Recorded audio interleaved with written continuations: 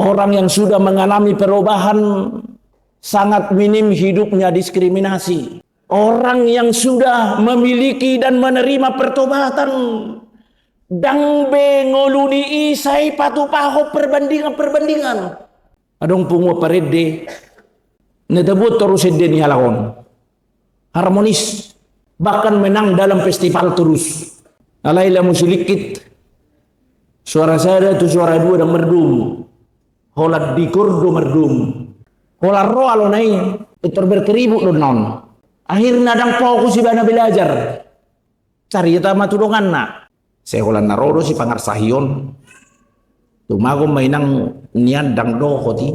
Orang yang sudah menerima pertobatan dan memahami bahwa Tuhan tidak membeda-bedakan, bahwa Tuhan tidak melihat wajah, bahwa Tuhan tidak melihat suku, tapi Tuhan melihat hati.